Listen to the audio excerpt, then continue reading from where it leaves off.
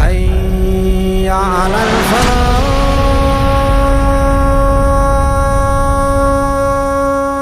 اعوذ باللہ من الشیطان اللعین الرجیم. بسم اللہ الرحمن الرحیم. رب اشرح لی صدری ویسر لی امری واحلل عقدۃ من لسانی یفقہوا قولی. ان اللہ وملائکتہ یصلون علی النبی یا ایھا الذین آمنوا صلوا علیہ وسلموا تسلیما.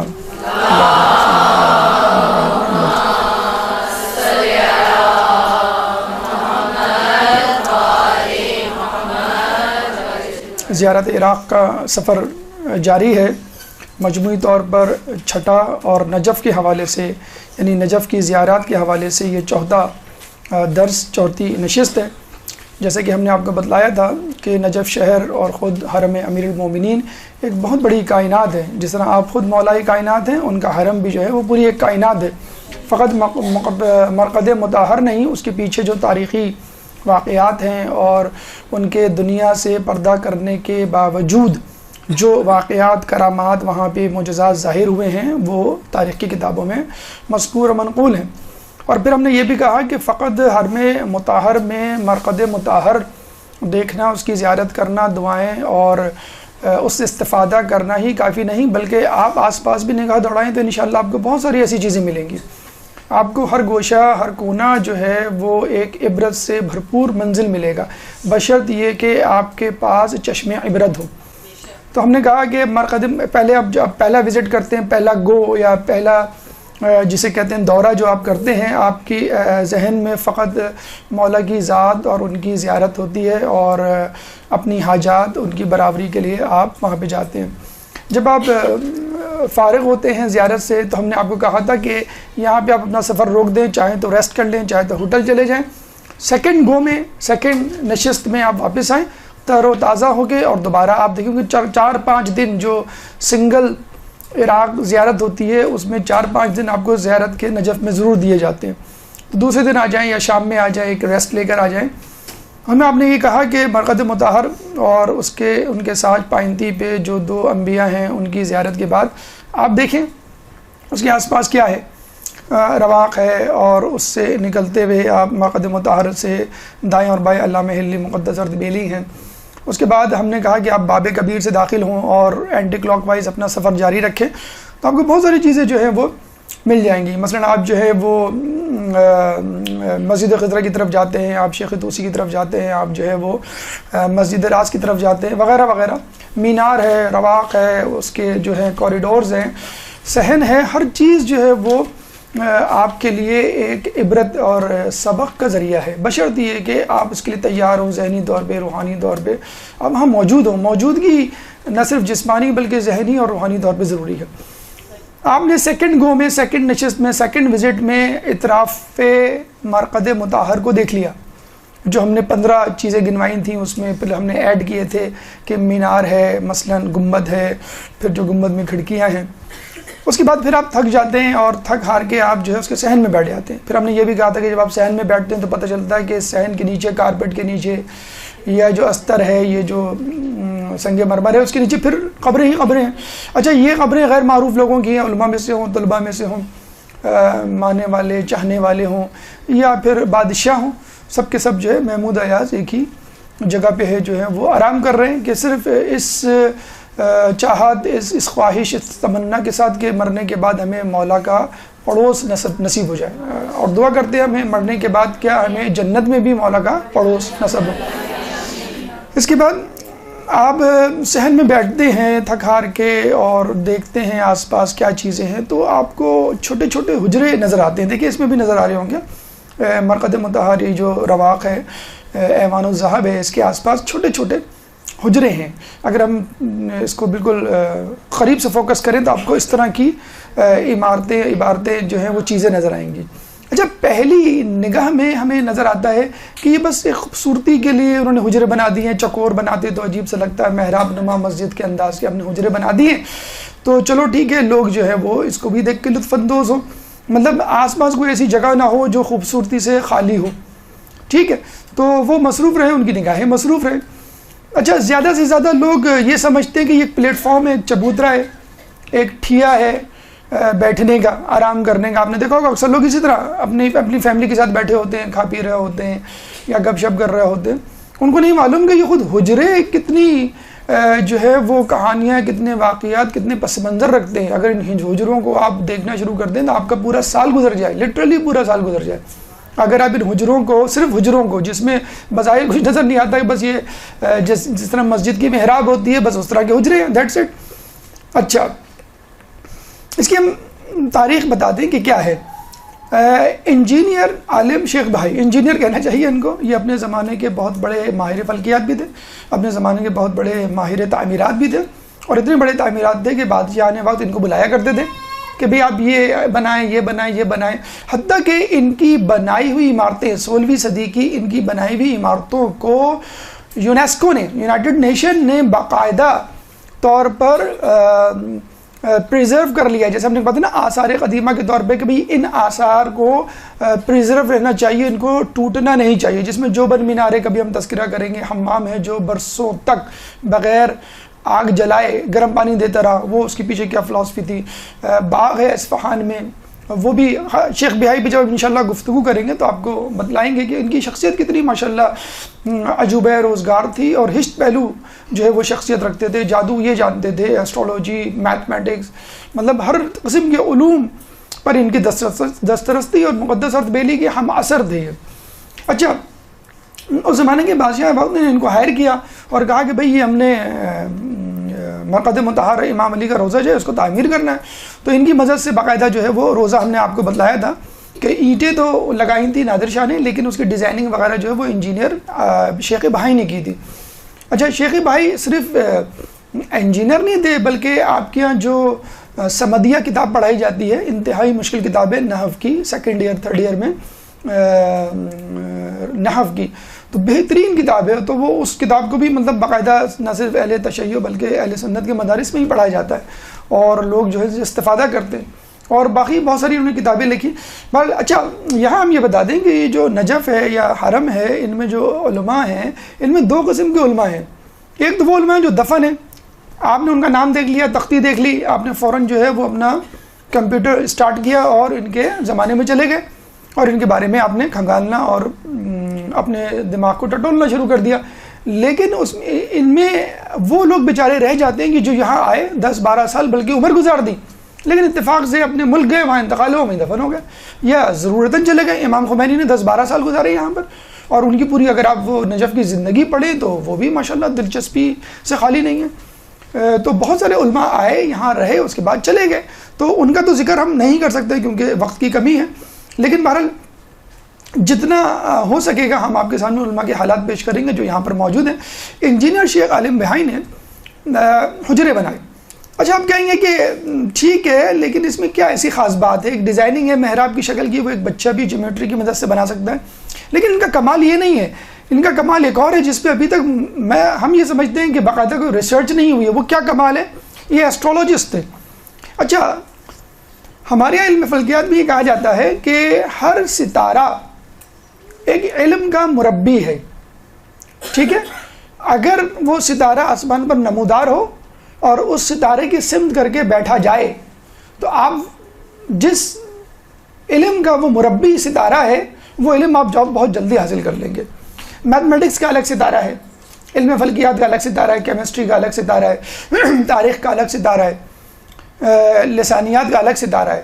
تو انہوں نے اس طرح 54 حجرے بنائے، 54 حجرے. اور 54 حجروں کا مطلب ہے 54 علم مطلب 54 ستارے. اب یہ ہمارا کام ہے کہ ہم معلوم کریں کہ یہ جو 54 علوم ہیں ان کا مربی ستارہ کون ہے اور کب نمودار ہوگا، کس دن نمودار ہوگا، کس وقت نمودار ہوگا، رات کے کون سے پہر ہوگا اور کس ڈائریکشن میں ہوگا، اور اس کا حجرہ کون سا ہے. آپ کو وہاں اس حجرے میں جا کے بیٹھنا ہے اور وہ علم اور وہ کتاب لے کے بیٹھنی ہے. اور آپ نے میرے خیال میں شاید یہ غور بھی کیا ہوگا، کبھی کبھی چیزیں بڑی جلدی یاد ہو جاتی ہیں اور کبھی کبھی جو گھنٹوں آپ رٹ رہے ہوتے ہیں اور پوچھ رہے ہوتے ہیں، لوگوں سے ڈسکس کر رہے ہوتے ہیں، وہ سمجھ بھی نہیں آتی. کبھی جو ہے وین میں جا رہے ہوتے ہیں، وین میں جاتے جاتے ایک دم سے ایک بات ذہن میں آتی ہے، ارے یار اس کا تو مسئلہ یہ ہے اور یہ چیز تو وہاں رکھی ہوئی ہے، وہاں کتاب میں جو ہے صفحہ نمبر فلاں جگہ پہ یہ موجود ہے. تو علماء عالم یہ کہتے ہیں کہ یہ ایک خاص وقت ہوتا ہے کہ جس میں جو ہے وہ ستارہ اپنی پوزیشن میں آتا ہے اور آپ وہاں بیٹھ جائیں. اب اس پہ ریسرچ کرنے کی ضرورت ہے.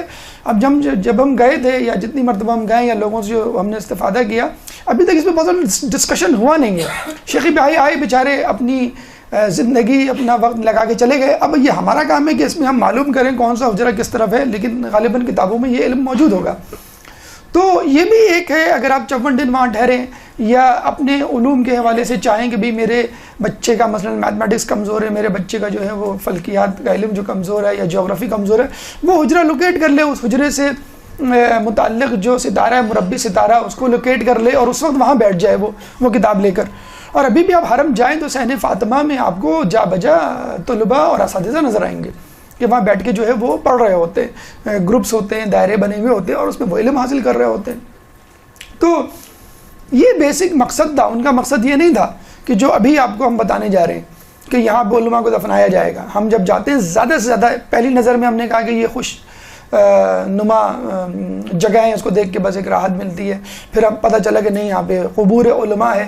اب پتہ چلا کہ یہاں پر علم حاصل کرنے کی بیٹھکیں ہیں. تو علم در حجرہ ایک زمانے میں ہوا کرتا تھا. رات میں آپ بیٹھے, ستارے کو آپ نے دیکھا اور ستارے کی مدد سے وہ علم آپ نے حاصل کرنا شروع کر دیا. اب کیا ہے علماء در حجرہ. حجرے میں گئے, آپ نے دیکھا یہاں پہ کس کی قبر ہے, آپ ان کی قبر کے سامنے کھڑے ہوئے اور آپ کو کیا کرنا ہے یہ بھی ہم آپ کو بتاتے ہیں. اس عالم صاحب نے استفادہ کیا. تو استفادہ دوہرا ہے. یہ الگ بات ہے کہ آپ کتنا استفادہ حاصل کر سکتے ہیں اور کتنا وقت دے سکتے ہیں, کتنی دلچسپی سے وہاں پہ اپنا وقت گزار سکتے ہیں. تو ایک زمانے میں نجف کے علماء, اس کی ہلچل, اس کی حرکت, اس کی خوبصورتی ہوا کرتے تھے. لیکن آج بھی علماء تو ابھی بھی موجود ہیں, جو مجتہدین علماء اپنی مراجین, اپنی ذمہ داری نبھا رہے ہیں. لیکن وہاں جو قبور ہے علماء کی, وہ خود ایک عبرت کا ایک جسے کہتے ہیں کہ ہمارے لیے مینارہ نور ہے ہماری زندگی کے لیے. اکثر لوگ پوچھتے ہیں بھی حرم اللہ امیر المومنین کے پاس گئے, ہم نے وہاں پہ زیارت پڑھی اور قافلے والوں نے ہمیں ایک کتاب بھی دی, اس کتاب میں دعائیں اور اذکار اور اعمال لکھے ہوئے, ہم نے پڑھ لیے. اب ہم ان علماء کے پاس یا ان حجروں کے پاس کھڑے ہو کے کیا کریں؟ دیکھیں یہ ایک غول, ایک جھمکھٹا نظر آ رہا ہے. آپ بھی قافلے والے بھی اس طرح جا کے کھڑے ہو جاتے ہیں. کسی کی نام کی تختی واضح طور پہ باہر لگی بھی ہوتی ہے تو وہ پہچان لیتے ہیں کہ یہ عالم جو ہے یہاں پہ دفن ہے. اور اگر عالم کے بارے میں بیک گراؤنڈ نہیں معلوم ہو تو آپ تھوڑا سا متردد ہوتے ہیں یا بس یہ کہتے ہیں سرسری دیکھ کے آگے بڑھ جاتے ہیں. لیکن دیکھیں آپ کو کرنا کیا ہے.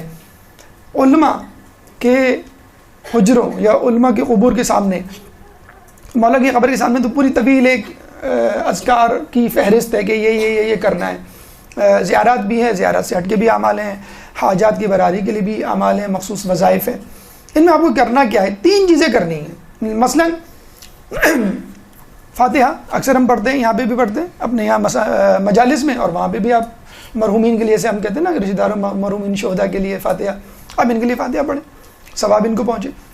سورہ قدر کہتے ہیں 7 مرتبہ انا انزلنا, ہر قبر پہ انگلی رکھ کے ہاتھ رکھ کے پڑھنا بہت افضل ہے, وہ پڑھیں. سورہ یاسین پڑھیں. جتنی بھی صورتیں آپ کو یاد ہیں وہ آپ پڑھیں اور ان کا ہدیہ ان کو کریں. قیامت میں ہو سکتا ہے انشاءاللہ ہمیں یہ نظر آ جائیں, شیخ بھائی نظر آ جائیں, شیخ بھائی تو نہیں ہے وہاں پہ, شیخ مرزا انصاری نظر آ جائیں, آپ کو جو ہے وہ خوئی صاحب نظر آ جائیں, ہم کو کہیں گے ہم نے آپ کو ہدیہ کی تھی سورہ فاتحہ, اس کا ذرا ثواب آپ کو پہنچا ہوگا, اس کا ذرا ہمیں احسان تو چکا دیں تھوڑا سا, آپ کے لیے تو کوئی مسئلہ نہیں ہے. جنت میں آپ جا رہے ہیں, ذرا چلتے چلتے ہمیں بھی لے جائیں, ہمیں بھی دکھائیں کہاں جا رہے ہیں آپ. اور جانے کے بعد آپ کہہ دیں بھائی جو جنت میں آتا ہے واپس تھوڑی جاتا ہے. تو آپ یہ سورہ ہدیہ کریں سب سے پہلے.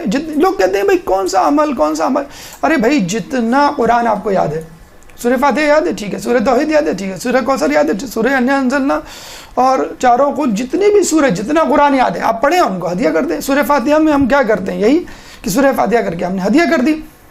پھر زیارت, اچھا ایک مخصوص زیارت ہے, یہ ہم نے آپ کے لیے ڈھونڈی ہے, رہنمائے مصور در نجف سید محمد علوی کی لکھی ہوئی کتابیں, ہم نے شاید آپ کو بتلایا بھی تھا, فارسی میں ہے, لیکن کیٹالاگ اور بکلیٹ کی فارم میں آپ جائیں تو وہاں سے ضرور لے کر آئیں. اور البم ہے پوری ہے نجف کی نا, تو اگر فارسی نہیں بھی آتی تو ٹوٹے پوٹے طریقے سے آپ کو کچھ نہ کچھ سمجھ میں آ جائے گا. تو وہاں پہ یہ زیارت نقل ہے شیخ مفید سے, تو اگر آپ چاہیں تو اس کا اسنیپ شاٹ لے لیں اور لے کے چلے جائیں. موبائل تو شاید وہاں الاؤ نہیں ہوگا, لیکن یہ کتاب آپ لے کے چلے جائیں, یہ شاید ہمارے یہاں کی کتابوں میں نہیں ہوتا. تو تو یہ ہے السلام علیکہ یا بحر العلوم و کنزہا، یعنی علم کے سمندر یا اس کے سمندر. تو یہ آپ زیارت، علماء کی زیارت، معصومین اور انبیاء کی زیارت تو الگ کتابوں میں منقول ہے، روایتوں میں موجود ہے، لیکن شیخ مفید نے سجیسٹ کی ہے کہ یہ روایت آپ پڑھیں جب بھی آپ کسی بھی عالم کی قبر کے پاس جائیں، چاہے وہ حرم میں ہو، اطراف حرم میں ہو، یا وادی سلام میں، یا کسی بھی جگہ پر ہو، کوفہ جاتے ہوئے یا جو ہے وہ کربلا جاتے ہوئے، سامرہ جاتے ہوئے. عالم دین کی بات ہو رہی ہے یہاں پہ. باقی جو انبیاء ہیں، علماء ہیں، ان کی دو زیارتیں آپ کو کتابوں میں مل جائیں گی. تو یہ کتاب، یہ زیارت جو ہے وہ آپ کو اس کتاب میں مل جائے گی. میرے خیال میں اتنی بھی ہے کہ آپ اس کو پڑھ بھی سکتے ہیں، چاہیں تو آپ یہیں سے پڑھ کر ان کو ہدیہ کر دیں، یہ کتاب لے لیں.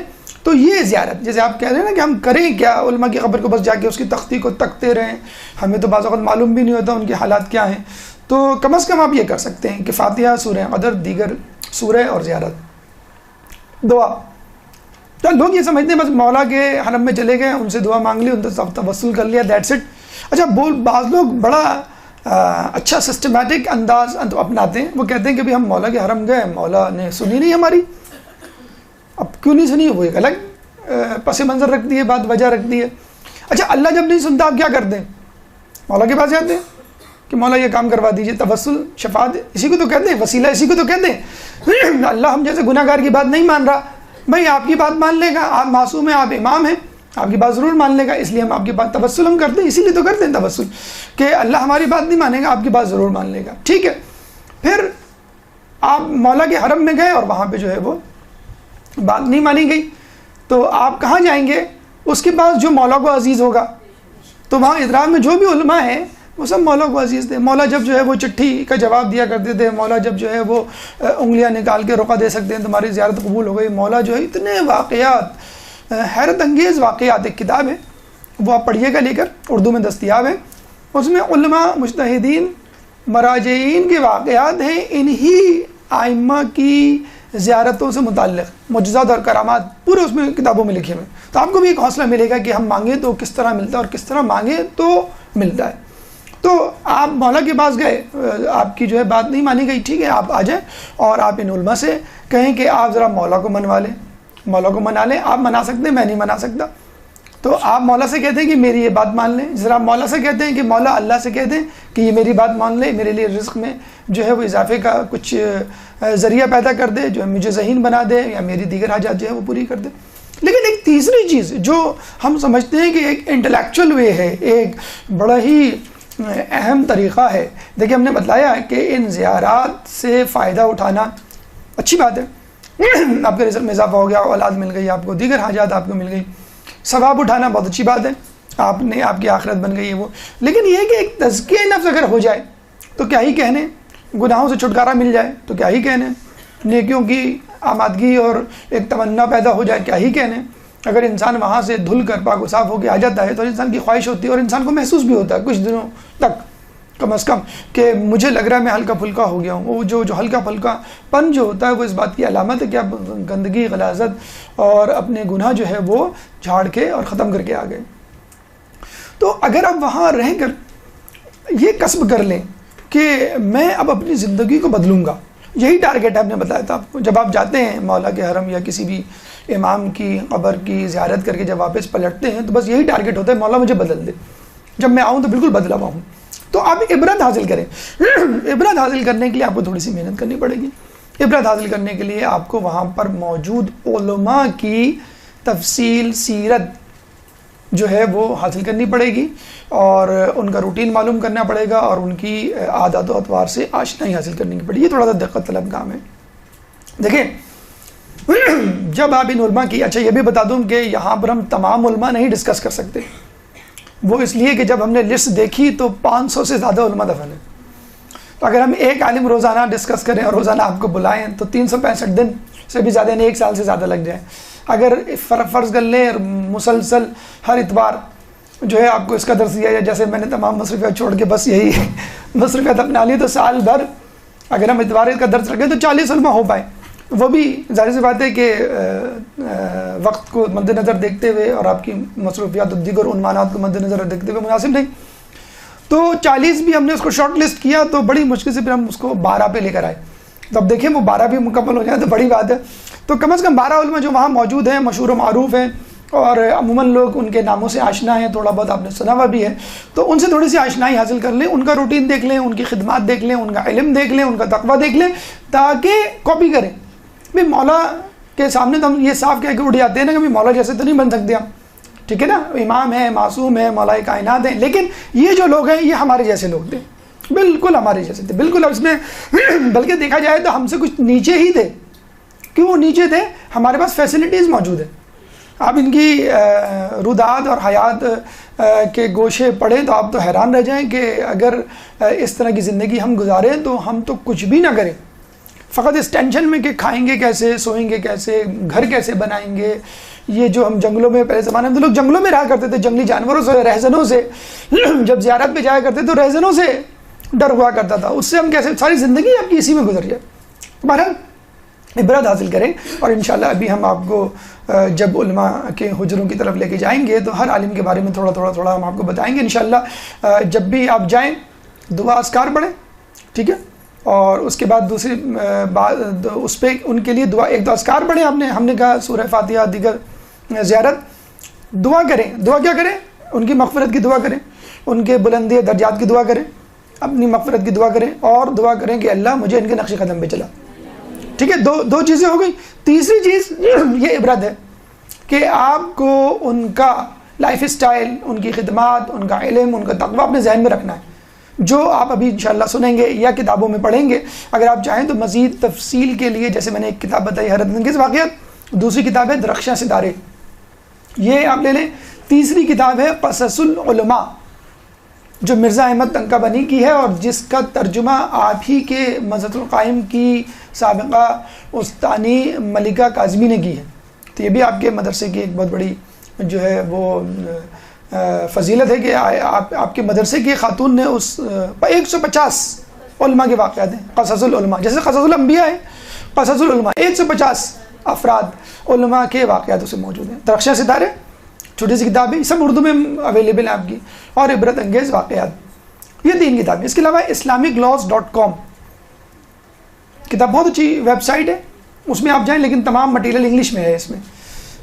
islamiclaws.com. اس کے بعد wikipedia.com، wikishia.com، wikiehlulbayt.com، 3 ہیں وکی کے نام سے.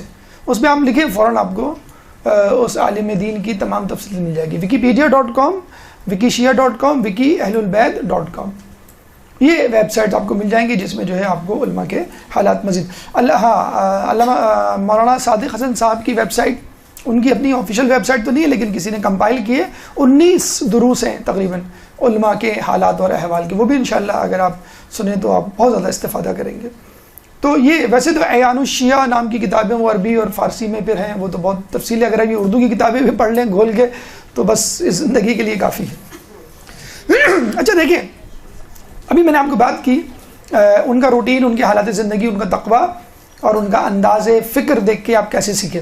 ابھی میں کل ہی کی بات ہے، میں عادت ہے کہ درس سے پہلے جو ہے وہ ویب سائٹس اور نیوز ویب سائٹس کو دیکھنا کھنگالنا، تو ایک امریکن فرم کے بارے میں نے پڑھا، تو اس کے باس کا انٹرویو دیا ہوا تھا. اس میں یہ نوجوانوں کو خصوصاً میں سنا رہا ہوں یہ بات، اس کے باس کا انٹرویو دیا ہوا تھا، اور وہ ایک ایڈورٹائزمنٹ کمپنی تھی، اور اس کمپنی نے بہت تیزی سے ترقی کی تھی، اور ود ان فیو ایئرس جو ہے 55 امپلائی اس نے ہائر کر لیے تھے، اور وہ خود لڑکا دیکھا جائے تو لڑکا ہے باس، جسٹ 25 ایئرس، 25 سال کا وہ لڑکا ہے. ٹھیک ہے، اب اس کا روٹین سنیے آپ. وہ کہتا ہے کہ یہ جو ہوتا ہے نا لائف اور کام میں بیلنس، یہ مجھے نہیں آتا، زندگی نام ہی ہے کام کام کام. وہی بات جو قائد اعظم کہہ کے گئے تھے، وہی بات جو آیت اللہ مرشد نجوی نے کہا تھا کہ 40 سال تک میں نے کوئی چھٹی کے مفہوم سے میں ناشنا ہوں. ٹھیک ہے، تو اس کا روٹین کیا تھا؟ 4:30 بجے میں روزانہ اٹھ جاتا ہوں. اس کے بعد کیا کرتا ہوں؟ میڈیٹیشن، 20 منٹ تک میں غور و فکر تفکر کرتا ہوں.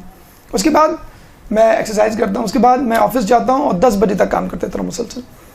وہاں آفس میں نے بالکل ایک رنگ انوائرمنٹ بنایا ہوا ہے، وہاں پہ یوگا بھی ہوتا ہے، وہاں پہ کھانے بھی ہوتے ہیں، وہاں پہ اسپورٹس بھی ہوتا ہے، اور میری امپلائی کو یہ حق حاصل ہے چاہے وہ جتنے دن کی چھٹی کرے، اپلیکیشن بھی نہ دے، میں 1 مہینے کی چھٹی پہ جا رہا ہوں، جاؤ بھائی کوئی مسئلہ نہیں ہے.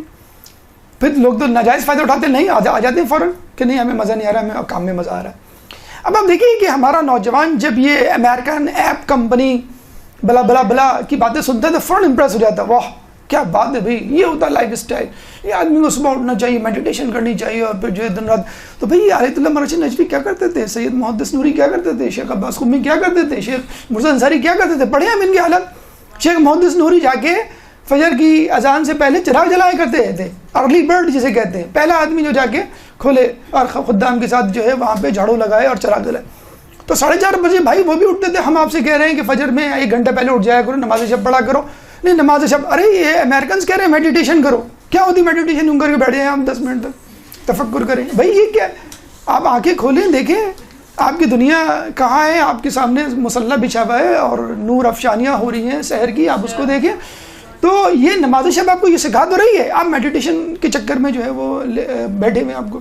اچھا آپ کہہ رہے ہیں کہ گوگل کمپنی میں بڑا فرینڈلی انوائرمنٹ ہوتا ہے, کھانا پینا گپ شپ اور گھومنا پھرنا اور اسپورٹس کی فیسلٹیز یہ وہ. ہمارے یہاں بھی ایک آفس کھلا تھا جو ابھی اس پہ بین لگا, پھر دوبارہ ابھی جو ہے وہ کھلنے جا رہا ہے. بہرحال تو ہمارے یہاں ایسا نہیں ہوتا کیا.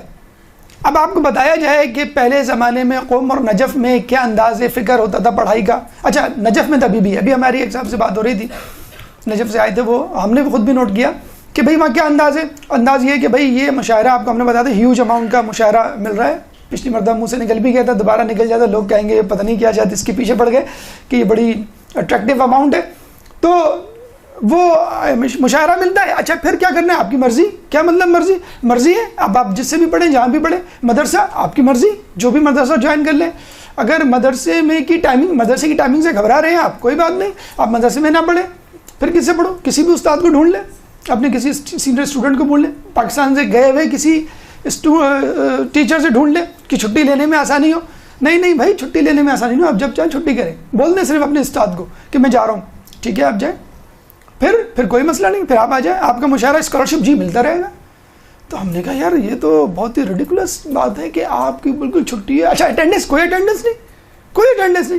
اچھا کتاب امتحان, کوئی امتحان نہیں. میں بتا رہا ہوں آزاد جو پڑھتے ہیں ان کی بات کر رہا ہوں میں, مدرسے میں جو پڑھ رہے ہیں وہ ایک الگ سسٹم ہے, لیکن آزاد میں آپ کو آزادی ہے, آپ کر سکتے ہیں. میں گیا, استاد یہ کتاب پڑھنی ہے, کون سی بھی, یہ اصول مظفر. اچھا جو اصول, آپ نے جو ہے وہ موجز پڑھ لی, پوچھے کبھی نہیں وہ آپ سے. ہم جائیں ایڈمیشن لینے یہاں پہ کسی اسکول میں, کلاس 8 میں 7 کلاس کی مارک شیٹ دیں آپ, ہم بھی رزلٹ کو نہیں مانتے کیونکہ ہمیں نہیں معلوم کیسا اسکول تھا, آپ کو ٹیسٹ دینا پڑے گا. وہاں پہ معیوب سمجھا جاتا ہے اگر میں کسی کو اپنی کتاب پڑھی, اچھا یہ سوال اس کا جواب بتاؤ, اس کا مطلب میں نے آپ پہ شک کیا, جبھی تو میں آپ کو امتحان لے رہا ہوں, آپ نے کہا مجھے یہ کتاب پڑھنی ہے, بالکل فبیہا, موسٹ ویلکم, اہلاً و سہلاً, مرحبا, پڑھیں آپ. میں آپ سے پوچھوں گا نہیں کہ آپ نے پچھلی کتاب پڑھی کہ نہیں پڑھی. بھئی آپ کے ہاتھ میں یہ کتاب ہے, اسی لیے تو یہ کتاب ہے کہ آپ نے پچھلی کتاب پڑھ چکے ہیں. میں سکون سے استاد پڑھائے گا, آپ کو 1 سال لگے, 2 سال لگے, 3 سال لگے, کوئی مسئلہ نہیں. آپ کو آدھا گھنٹہ پڑھنا ہے, 1 گھنٹہ پڑھنا ہے, 2 گھنٹے پڑھنا ہے, جب آپ چاہیں. استاد کے پاس ٹائم ہوگا, استاد بیٹھا ہوا, 1 پیسہ استاد نہیں لیتا, آپ کو پتہ ہے, 1 پیسہ کوئی استاد پیسے نہیں لیتا. بلکہ ایک صاحب تھے جو قم سے آئے ہوئے تھے, نجف سے نہیں, قم سے آئے ہوئے تھے یہاں پہ, ان سے ہم نے کہا تو ناراض ہو گئے کہ میں آپ سے پیسے لوں گا, کوئی ہو ہی نہیں سکتا, کیسے پیسے لے لوں میں آپ سے. تو بہت ہی معیوب سمجھا جاتا ہے. جو مشاعرہ مل رہا ہے ان کو دیٹس انف, بہت کافی ہے.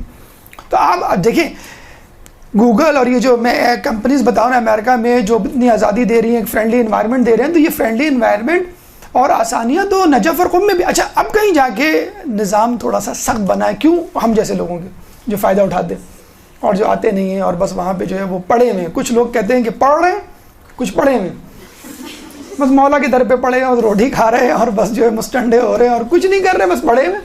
پہلے زمانے میں بھی ہوتے تھے لوگ, ابھی بھی ہوتے ہیں. چلیں ٹھیک ہے, کچھ نہ کچھ وہاں پہ کر ہی رہے ہیں, لیکن جو غلط امپریشن چھوڑ کے جا رہے ہیں بہرحال ان کے لیے کہ پھر ایک سسٹم بنایا جاتا ہے, ایگزام سسٹم, اور پھر اس سے وہ گزرتے ہیں. لیکن ابھی بھی یقین کیجئے لوگ کہتے ہیں کہ مولا کی برکت ہے کہ لوگ چیٹنگ فراڈ نہیں کر پاتے. نجف کی اسپیشلی, ابھی نجف تو ابھی بھی اسی ٹکر پہ تقریباً آدھا بن چکا ہے وہ سسٹمیٹک, لیکن آدھا ابھی بھی آزاد ہے کہ آپ کی مرضی. ایک صاحب سے ملے, 7 سال انہوں نے وہاں پہ گزارے, ہم نے کون سے ایگزام دیں, کوئی ایگزام نہیں دیا, ناٹ ایٹ آل. میں نے کہا ماشاء اللہ آپ تو بڑے مشہور و معروف ہیں, آپ زیارت کے قافلے بھی لے کے جاتے ہیں اور ہم نے دیکھا ہے مجالس بھی ماشاء اللہ یوٹیوب پہ بھی ہے, ہر جگہ پہ آپ موجود ہیں. نہیں میں نے کوئی ایگزام نہیں دیا, بس میں اپنے استاد سے پڑھتا ہوں, آپ دیکھ لیجئے. تو مسئلہ کیا ہے, خلوص. اگر آپ کے خلوص اندر خلوص پیدا ہو جائے تو یہ ایگزام تو بچوں والی چیز ہے. اصولاً تو ایگزام آپ پہ شک ہے, ایک شک کی بنیاد ہے کہ میں آپ پہ شک کر رہا ہوں کہ آپ نے پڑھا کہ نہیں. اچھا یہ کتاب پڑھ لی, ٹھیک ہے, اچھا یہ بتاؤ بھائی کیا مطلب, کیا بتاؤ, کیا آپ کو مجھ پہ یقین نہیں ہے؟ بچے کہتے ہیں نا کیا مطلب آپ کو یقین. تو یہ اعتماد ہے جو وہاں کے مراجعین نے, وہاں کے علماء نے, خود اس سے پہلے مولا علی نے اپنے اصحاب کو دیا تھا کہ وہ شک نہیں کیا کرتے تھے. چھٹے امام امام جعفر صادق علیہ السلام,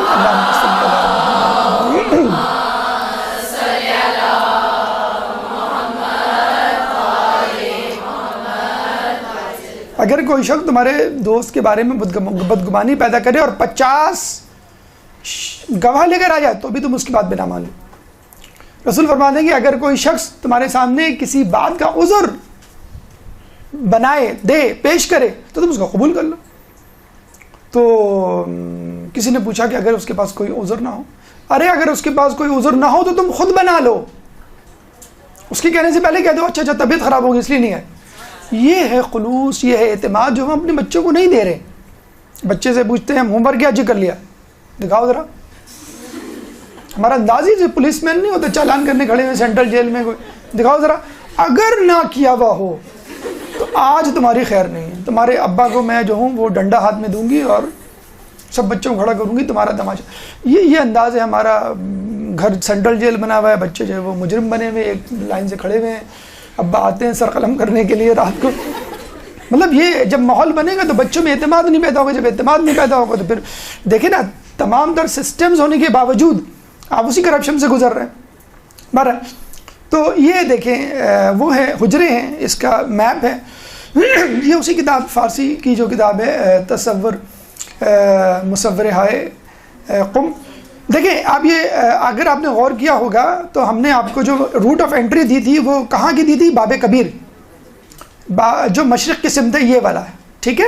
یہ وہ باب ہے کہ جس میں آپ ایوان الذہب کے سامنے کھڑے ہوتے ہیں اور مولا کی پائنتی کے سامنے سے آپ داخل ہوتے ہیں, ٹھیک ہے. اب آپ یہاں سے داخل ہوئے, آپ لیفٹ میں مڑ جائیں, لیفٹ میں مڑ کے آپ تھوڑا سا آگے جائیں. اصولاً تو یہ حجرے کہاں سے شروع ہوتے ہیں, ایگزیکٹلی یہاں سے. دیکھیں رواق ابو طالب آپ نے پڑھا ہوگا, یعنی باب کبیر سے بالکل آپ ہیلی کاپٹر پہ جا رہے ہیں فرض کر لیں, یا ڈرون, آج کل تو ڈرون آ گیا ہے, یہ اوپر سے آپ جا رہے ہیں ڈائریکٹ آپ پہنچ گئے رواق میں, ٹھیک ہے. یہاں ہے حجرہ نمبر 1, 2, 3, پھر 4, یہ تمام چیزیں یہ ہوتے چلے جائیں گے, ٹھیک ہے. اچھا اس کے بعد سوری یہ ہے باب کبیر, یہ ہے باب کبیر. اس پہ آپ فرض کر لیں ایریل ویو میں ہیلی کاپٹر میں آپ آئے, یہ جو ہے یہاں پہ رواق ابو طالب, اور یہ نمبر 1 حجرہ جہاں پہ حجرہ امام زمانہ تھا, یہ دوسرا, پھر تیسرا,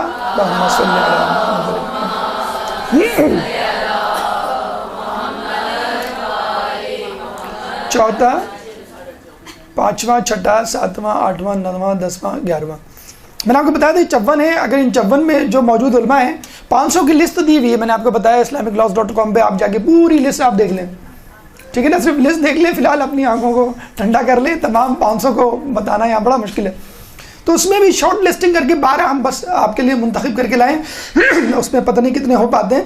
بہرحال اب آپ یہ جو ہے حجرے سے شروع ہوئے اور یہاں پر پہنچے. یہاں پر کیا ہے, کون سا باب ہے, باب قبلہ, ٹھیک ہے. باب کبیر یہ رہا, ہم نے آپ کو بتلایا تھا مشرق کی سمت الٹے ہاتھ پہ, اور آگے جا کے یہ باب قبلہ ہے, ٹھیک ہے. باب قبلہ سے جب اندر آتے ہیں آپ, یا باب قبلہ پہ فرض کر لیں آپ کھڑے ہو جائیں اپنا چہرہ مولا کی زری کی طرف کرتے ہوئے, تو الٹے ہاتھ پہ یہ ہے 11 نمبر, ٹھیک ہے.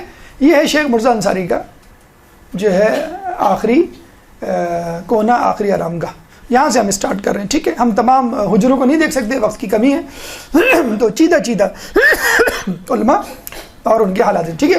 تو یہ آپ کو لوکیشن بس سمجھ میں آ جانی چاہیے. دیکھیں یہ لوکیشن آپ جو ہے بہت اچھی طرح حفظ کر لیں. انشاءاللہ جب مولا کے آپ حرم جائیں گے تو سیدھے ہاتھ پہ, الٹے ہاتھ پہ, آگے پیچھے جو بھی چیزیں ہیں انشاءاللہ جب آپ دیکھتے چلے جائیں گے اور ذہن میں وہ تصویریں آتی چلی جائیں گی ان شخصیات کی, ان شخصیات سے وابستہ واقعات کی, کہ ان کے ساتھ ساتھ کیا ہوا. تو خود بخود ایک طہارت, ایک پاکیزگی آپ کے اندر پیدا ہو جائے گی. آپ جاتے ہیں حج کرنے, مقام ابراہیم ایک دم سے سامنے آ جاتا ہے, فوراً ابراہیم علیہ السلام ذہن میں آ جاتے ہیں. آپ جاتے ہیں صحیح کرنے تو صفا مرفا کے درمیان تو بی بی ہاجرہ اور جناب اسماعیل فوراً ذہن میں آ جاتے ہیں. ٹھیک. تو 11 نمبر پہ شیخ مرزا انصاری پہلے عالم دین 11 نمبر حجرے. اس کا مطلب یہ نہیں کہ یہ پہلے حجرے میں ہے، نہیں، یہ 11ویں حجرے میں ہے جو کہ باب قبلہ کے الٹے ہاتھ میں واقع. بالکل آپ جیسے انٹر ہوں گے باب قبلہ کے الٹے ہاتھ پہ. ٹھیک ہے. دیکھیں اگر آپ اس کو پکچر وائز لیں، وہ تو ڈائیگرام تھی. یہ ہے انٹری آف باب کبیر، سامنے آپ کا ایوان الذہب، یہ ہے پائنتی کا داخل ہونے کا رستہ. ٹھیک ہے. یہاں نہ جائیں آپ، یہاں آ جائیں الٹے ہاتھ پہ اور پھر آگے چلے جائیں. یہ نظر آ رہا ہے آپ کو باب، یہ باب قبلہ ہے. اس باب قبلہ کی طرف پشت کر کے کھڑے ہو جائیں آپ. الٹے ہاتھ پہ شیخ مرزا انصاری، یہ شیخ مرزا انصاری. اور سیدھے ہاتھ پہ یہاں پہ جب آئیں گے تو یہاں پر آپ کو دوسرے علماء ابھی ہم آپ کو بتاتے ہیں. یہ باب قبلہ کے الٹے ہاتھ پہ 11 نمبر پہ شیخ مرزا انصاری. تھوڑے تھوڑے حالات واقعات ان لوگوں کے، تاکہ آپ کے ایمانی حرارت میں اضافہ ہو، عبرت ملے، اور ان کو ہم اپنا رول ماڈل بنا کے، ان کو اپنی مثال بنا کے ان کے نقش قدم پہ چلیں. ان کی ولادت کے بارے میں کہا جاتا ہے کہ باقاعدہ ان کی والدہ کے خواب میں جو ہے وہ ہمارے چھٹے امام جعفر صادق علیہ السلام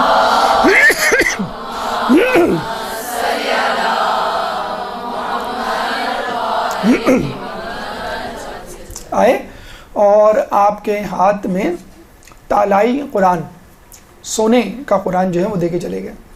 تو آپ کے والدین جو ہے وہ سمجھ گئے کہ ہمارے گھر میں کسی بہت ہی محترم شخصیت کی آمد ہونے والی ہے، ہمارے گھر جو اولاد ہونے والی ہے وہ بہت ہی نام روشن کرے گی. یہ جو ہے وہ علاقہ، وہ شہر ہے دز پھول کے نام سے، ایران میں ہے. اور یہاں اس شہر کی خوبی یہ ہے کہ اس شہر میں عربی اور فارسی دونوں زبانوں کے بولنے والے پائے جاتے ہیں. یعنی جیسے ملتان کے بارے میں غالباً کہا جاتا ہے کہ وہاں پہ جو ہے وہ سرائکی ہے، that is the combination of Punjabi اور پشتو. تو یہاں پہ جو بولی جاتی ہے اس میں عربی کے الفاظ بھی ہیں، فارسی کے الفاظ بھی ہیں. تو یہ ان کو ایڈوانٹیج رہا کہ انہوں نے شروع سے جو ہے فارسی پہ بھی ملکہ حاصل رہا ان کو، اور عربی پہ بھی. کہتے ہیں دز پھول. اچھا، کہتے ہیں کہ جب یہ جانے لگے ایران سفر پہ، علمی سفر پہ، تو ان کے والدہ نے روکا اور بہت روئید ہوئی. لیکن بعد میں یہ فیصلہ ہوا کہ چلے بھائی ہم استخارہ کر لیتے. تو استخارہ جب کیا تو جو آیت اتری تھی وہ تھی وَأَوْحَيْنَا إِلَىٰ أُمِّ مُوسَىٰ، کہ اللہ تعالیٰ نے موسیٰ کی ماں کو وحی کی کہ تم اس بچے کو دودھ پلاؤ، اور جب تم خوف محسوس کرو تو اس بچے کو دریا کے سپرد کر دو. انشاءاللہ یہ بچہ تمہیں واپس اللہ پلٹائے گا، اور یہ بچہ مرسلین یعنی رسولوں میں سے ہوگا.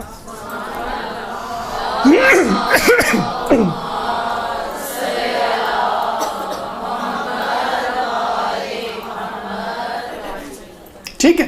تو وہ سمجھ گئے کہ ہمارا جو بچہ جو جا رہا ہے وہ صحیح مقصد کے لیے جا رہا ہے. اور کہتے ہیں کہ تقریباً انہوں نے 22 سال ایران میں گزارے تھے. 22 سال. اچھا، یہ گئے تھے زیارت کے لیے، لیکن جب زیارت کے لیے گئے تو لوگوں نے پکڑ لیا ان کو، انہیں ہم نہیں جانے دیں گے. آپ رشتہ دار پکڑ لیتے نا کسی اہم شخصیت، اچھی پیاری شخصیت کو، نہیں ہم آپ کو نہیں آنے دیں گے. پکڑ لیا ہم آپ کو نہیں جانے دیں گے. کیوں؟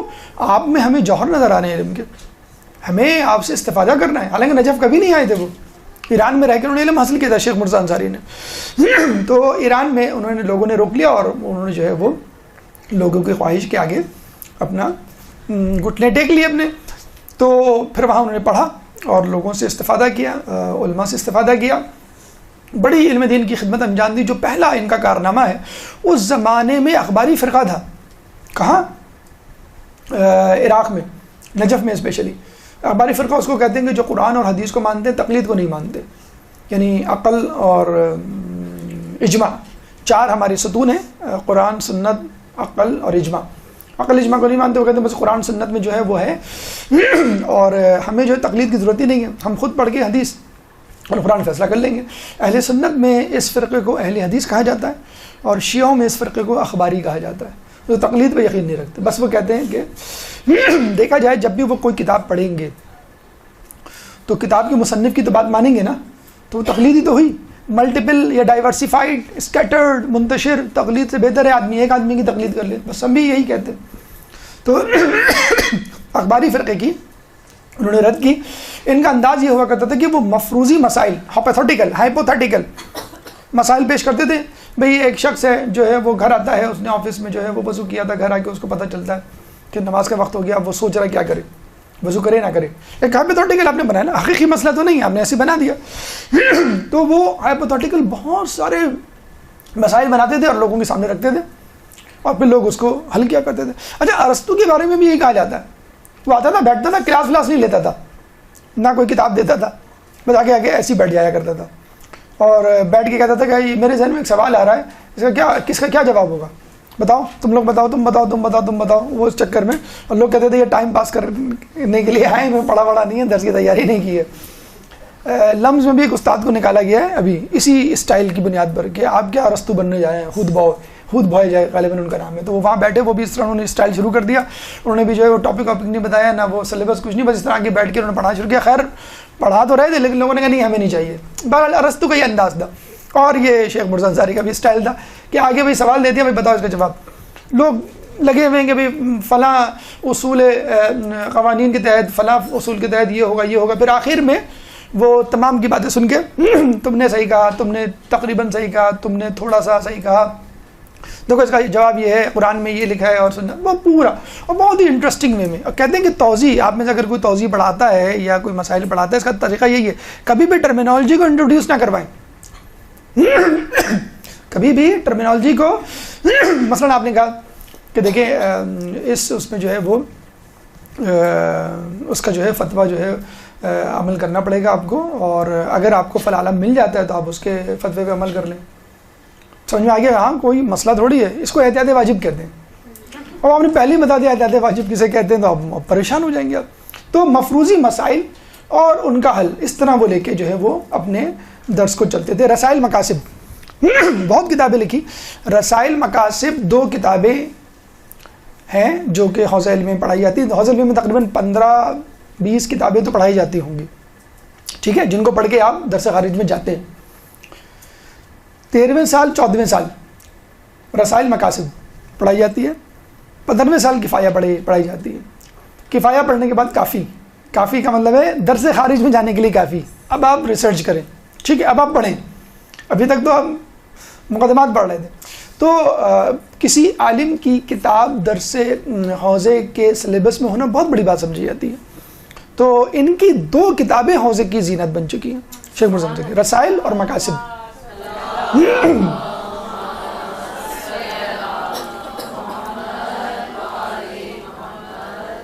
اس طرح شیخ طوسی کی بھی 2 کتابیں کتب اربعہ میں شامل ہیں. 4 کتابیں, 2 کتابیں شیخ طوسی کی, ٹھیک, رسائل اور مقاصد. اچھا یہ بڑا ایک دلچسپ واقعہ ہے, اور یہ واقعہ ہمارے خیال میں خود علماء, اساتذہ اور مدارس میں پڑھنے والے لوگوں کے لیے ہے.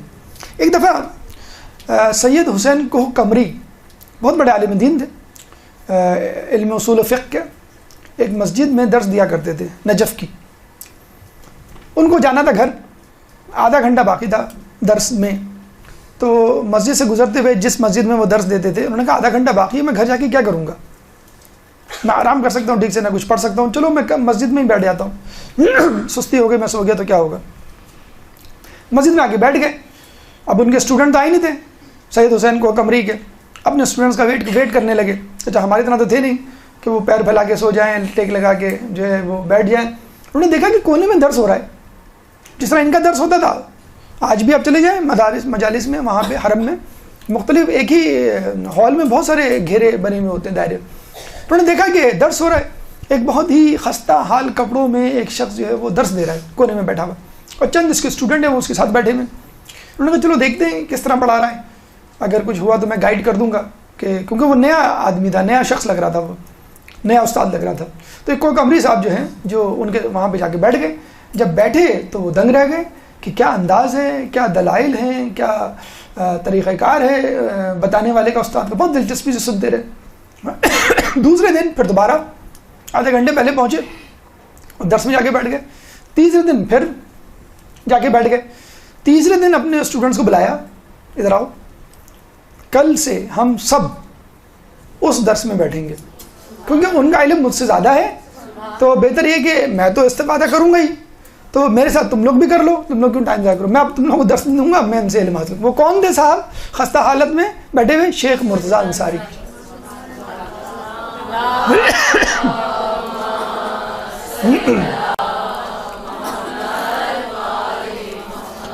تو ہمیں جیسے کہتے ہیں نا کہ جب آدمی تھوڑا سا علم حاصل کرتا ہے تکبر آ جاتا ہے، زیادہ علم حاصل کرتا ہے تو انکساری آ جاتی ہے، اور بہت زیادہ علم حاصل کرتا ہے تو کہتا ہے میں جاہل ہوں، میں جاہل ہوں۔ تو یہ عالم تھے، بہت بڑے عالم تھے اپنے طور پہ، جب ایک نئے عالم کو، نئے استاد کو دیکھا تو یہ نہیں کہا کہ یہ نیو کمر ہے، نہیں، 3 دن اس کو دیکھا اور کہا کہ نہیں اس کا علم مجھ سے زیادہ ہے، مجھے خود علم حاصل کرنا چاہیے۔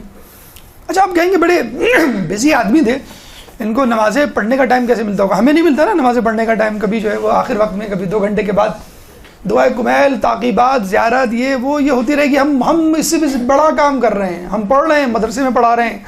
امی یہ تو بہت چھوٹا کام ہے جو آپ دعائیں لے کے اذکار لے کے بیٹھ جاتی ہیں، یہ تو امی ابو اور دادا دادی نانا نانی کے کام ہے۔ اب آپ دیکھیے شیخ مرزا انصاری کتنے مصروف تھے اپنے زمانے کے، مرجے تھے، کیا کرتے تھے؟ روزانہ نوافل پڑھتے تھے، ساری نوافل اتنے عرصے سے ہم نے نہیں پڑھی کہ بہت تعداد بھی نہیں یاد ہوتی، یہ بھی نہیں یاد ہوتا کہ پہلے پڑھنی ہے بعد میں پڑھنی ہے، 2 کر کے پڑھنی ہے، چاروں ایک ساتھ پڑھنی ہے۔ تعقیبات پوری پڑھا کرتے تھے۔ اچھا ہماری طرح نہیں چھاٹ کی جو مختصر ترین تعقیب ہو وہ آپ نے پڑھ لی، اللہ اللہ خیر صلی اللہ۔ جنت مانگنے گئے تو پوری 1000 گز کا پلاٹ چاہیے۔ یومیہ دعائیں جو بھی ہوتی ہیں صبح کی شام کی وہ پڑھا کرتے تھے۔ 1 پارہ قرآن، کوئی مر جائے اس کی برسی آ جائے تو آپ نے 1 پارہ پڑھ لیا، بہت بڑی بات ہے۔ ایک جگہ کا بھی قرآن خوانی ہوگی، ایسا کرو کہ تم لوگ سب گھر سے پڑھ کے آنا، آتے ہیں تو ایک دوسرے کی شکل دیکھ رہے ہوتے ہیں، کب سے پارہ ختم ہوگا، ڈھونڈ رہے ہوتے ہیں، تو آ جاؤ 1 صفحہ تم پڑھو 1 صفحہ میں پڑھوں۔ جو اندازی غلط ہیں، وہ کچھ پڑھ رہا ہے آپ کچھ پڑھ رہے ہیں، مفہوم الگ ہے آپ دونوں کا۔ 1 پارہ قرآن، ایک نماز جعفر، روزانہ کی بات کر رہا ہوں میں، کبھی کبھی نہیں، روزانہ نماز جعفر تیار، جس کے بارے میں کہا گیا ہے کم از کم ہم جیسے کاہلوں کو دیکھ کر کم از کم دنیا زندگی میں تو 1 مرتبہ پڑھ لو، ٹھیک ہے۔ اور وہ شیخ مرزا انصاری جو ہیں وہ پوری جو ہے وہ روزانہ پڑھا کرتے تھے۔ زیارت جامعہ، زیارت عاشورہ، اور زیارت جامعہ عاشورہ کے بارے میں تھے کہ پوری جو 1000 لعنتیں اور 1000 وہ ہیں وہ تولا تبرہ کے ساتھ۔ اور یہی نہیں، اور علماء کا بھی یہ تھا، یہ اتفاقاً ہمارے سامنے آ گیا تو ہم نے آپ کے سامنے پیش کر دیا۔ کہتے ہیں یہ جب مرجع بنے، اچھا ان کو احساس تو تھا کہ I would be the next, لیکن آپ دیکھیں ان کو ساری کہ جب یہ سید حسن نجفی ان کے استاد تھے اور انہوں نے دیکھ لیا تھا کہ یہ جو ہیں بنیں گے، تو انہوں نے کہا کہ کل تمام لوگ حاضر ہو جائیں، میرے تمام شاگرد۔ رسول اللہ نے کہا تھا نا کہ کل میں علم اس شخص کو دوں گا جو یہ ہوگا یہ ہوگا یہ ہوگا یہ ہوگا۔ کون نہیں آیا؟ سب آ گئے۔ کون نہیں آیا؟ جس کو دینا تھا وہی نہیں آیا، جس کو دینا تھا وہی نہیں آیا۔ تو کہا نہیں بلاؤ، فائدہ کیا یہ سب فنکشن، یہ تقریب کرنے کا، بتانے کا۔ تو انہوں نے بلایا سب کو، کون نہیں آیا؟ سب آ گئے۔ کون نہیں آیا؟ شیخ مرزا انصاری نہیں گئے۔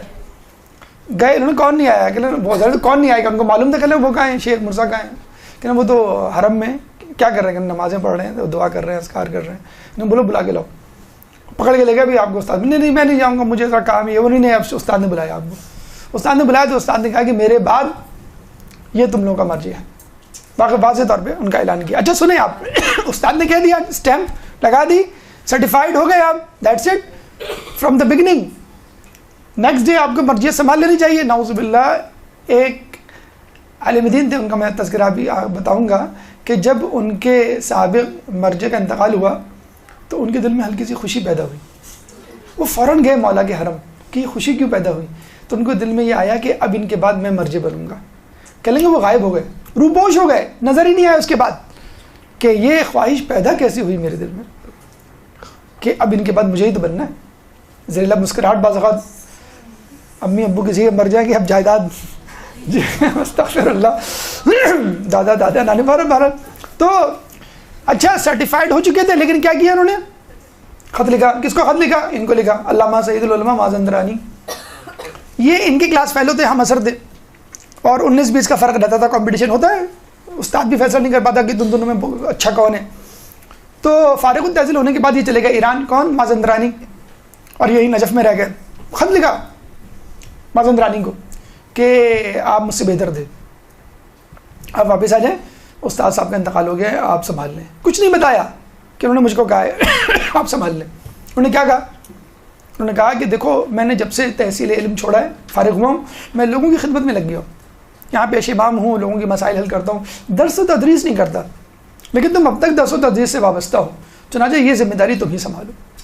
تو یہ کہتے ہیں. اچھا کچھ لوگوں کا یہ بھی خیال ہے کہ ائمہ معصومین کے بعد شیخ مرزا انصاری کو سب سے زیادہ علم تھا. ائمہ معصومین کے بعد کوئی غیر معصوم اگر گزرا ہے جس کے بعد سب سے زیادہ علم تھا وہ شیخ مرزا. 3 افراد کے بارے میں جس میں یہ بھی شامل ہے. اچھا اس کے باوجود دوسرے دن ایک صاحب نے ان کو دیکھا کہ مولا کے حرم میں فجر سے پہلے کوئی لپٹا ہوا رو رہا ہے ایسے جیسے کسی ماں کا نوجوان بیٹا مر گیا ہو.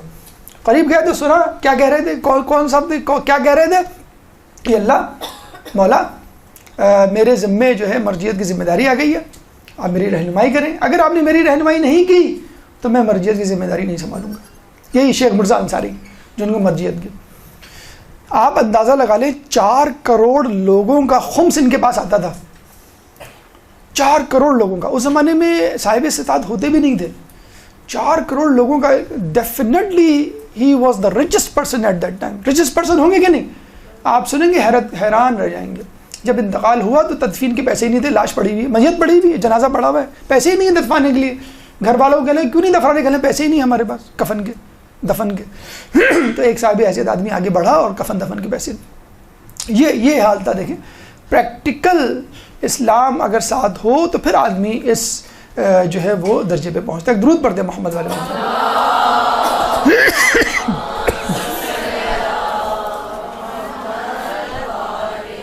شیخ محمد حسین نوری 1254 ان کا ولادت. 11 نمبر ہجری سے تھوڑا سا آگے جائیں گے تو آپ کو نظر آئیں گے. یعنی آپ باب قبلہ کی الٹی ہاتھ پہ تو آپ نے دیکھ لیا شیخ مرزا انصاری. اب آپ سیدھے ہاتھ پہ یہاں پہ یہ جو جگہ ہے یہ ہے غالباً, یہ چھپ گیا ہے. یہ 1254 ٹھیک ہے. باب قبلہ کے دائیں جانب کہتے ہیں کہ جب یہ 10 سال کی عمر میں بیمار پڑے تو یہ اور ان کے ماں باپ اور عزیز و اقربا تمام کے تمام مایوس ہو چکے تھے, اب یہ نہیں بچیں گے. تو کہتے ہیں کہ 10 سال کی عمر میں جب میں بیمار پڑا اور غش کھایا اور میں نے خواب میں دیکھا تو رسول اور ائمہ تمام کے تمام آئے ہیں. اللہم صلی علی محمد و محمد.